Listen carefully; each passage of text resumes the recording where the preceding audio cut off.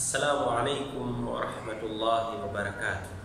Alhamdulillah wassalatu wassalamu ala rasulillah wa ala alihi wa sahbihi wa man walah wa ba'd.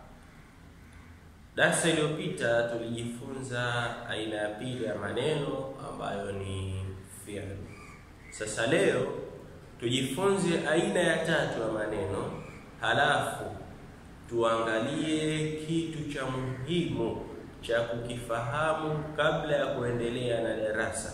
Kitu hichi kitakusaidia wewe msomaji kuweza kulifahamu somo la nahwu kiwepesi mno. Twende aina ya tatu ya maneno. Aina ya tatu ya maneno inaitwa harfun. Harfun maana yake ni herufi kwa Kiswahili. Sasa harfu ni kila neno, kullu lafdhin la yadhharu ma'nahu kamilan illa ma ghayrihi. Harfu ni kila neno ambalo maana yake kamili haipatikani isipokuwa ilo neno likae na neno jingine. Hiyo harfu mpaka ikae na neno jingine ndo maana yake kamili ipatikane. Mfano tukisema katabtu ala almaktabi au katabtu ala daftari, nimeandika juu ya daftari. Hii ala hii ukiweka tupu basi maana yake kamili huipati mpaka uiunganishe na neno jingine. Ukisema ala daftari, juu ya daftari, lakini ala hii unaweza kuikuta sehemu nyingine ikawa na maana nyingine, mpaka ikae na lile neno ndo utatafsiri sasa maana yake kamili. Hii ndo harfu. Sasa twende katika jambo la muhimu kabla ya kwenda kujifunza nahwu. Haya mambo yatambue. Jambo gani? Kwenye somo la nahwu tunazo haraka 4: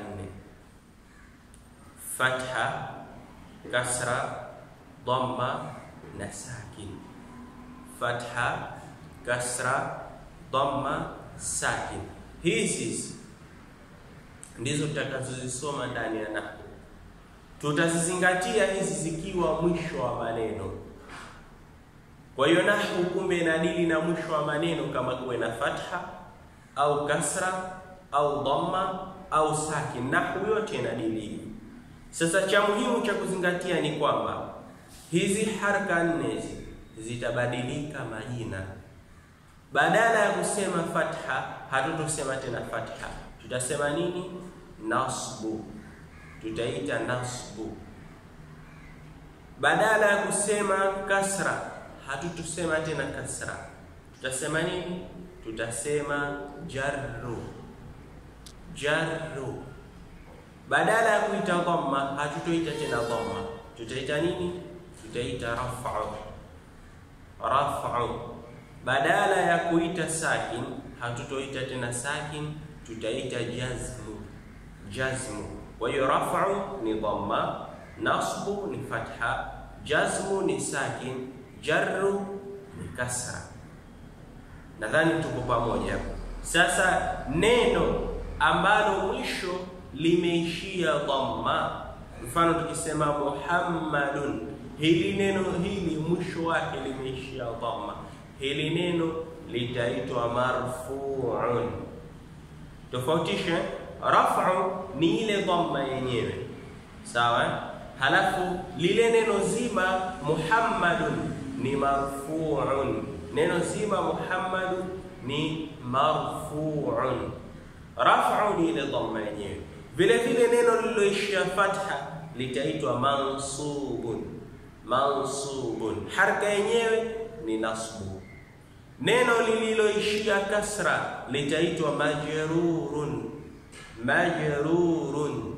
Halafu ile kasra yenyewe itaitwa jarrun, kama tulivyozungumzia. Neno lililoishia sakin, neno lililoishia sakin, lile neno litaitwa majzumun. Ile sakin yenyewe ndiyo jazmun. Kama hujaelewa darasa hii, basi hakikisha umerudia darasa hili mpaka ulielewe. Kama una swali unaweza kuuliza hapo chini kwenye comment, au moja kwa moja jiunge kwenye grupu letu la WhatsApp. Wallahu a'lam.